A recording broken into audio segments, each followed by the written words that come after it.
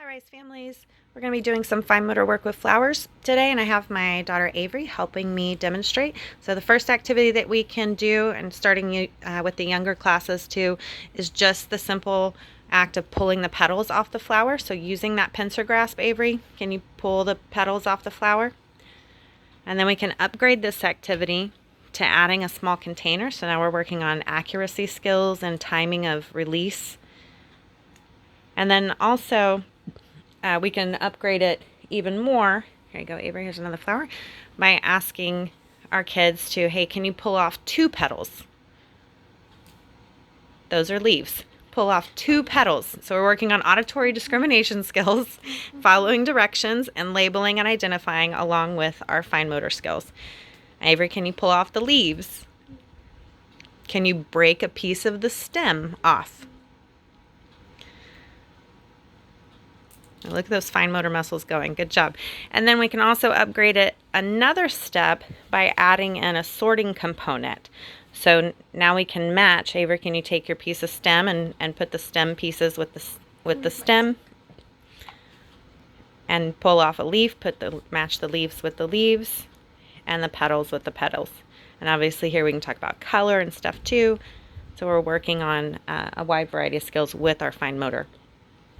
And then the next thing we can do is add a pair of scissors.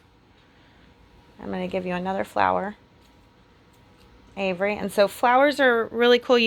Because you can have different thicknesses of stems. So the thicker the stem, the harder it is, and the more strengthening that can give. But obviously you want to find that just right challenge for them where it's not too hard, but it still gives them some strengthening components to it. So Avery, and then you can work on the same thing. Can you cut the flower off of the top? Can you cut off a leaf? And if your child's not quite ready to use scissors yet, we can also work on just tearing the leaves. So Avery, just take one leaf. And what you want to look for here is this.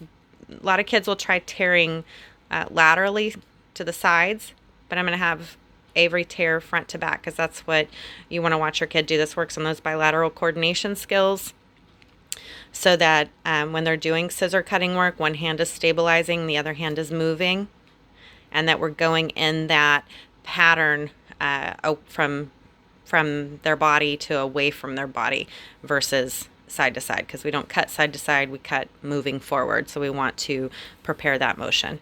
So, and you're tearing it into little bitty bits and pieces. Go ahead and pick up the scissors again.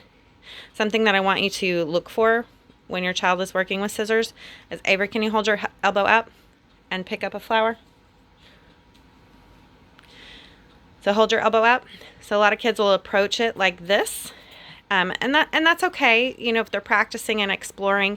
But as they get older and we want to fine tune that movement, we want to cue them to put their elbow down. Their thumb goes on top, right? And we have that bilateral coordination happening where the non-dominant hand is stabilizing and the dominant hand is ready to cut. And so sometimes they have a hard time keeping that elbow at their side. And so one of the things that we can do, Avery, lift up your elbow, is we can just put something underneath it and tell them to hold that there while they're cutting. So Avery, show us. Just like that. Good job. All right, y'all have fun playing with flowers and let me know if you have any questions.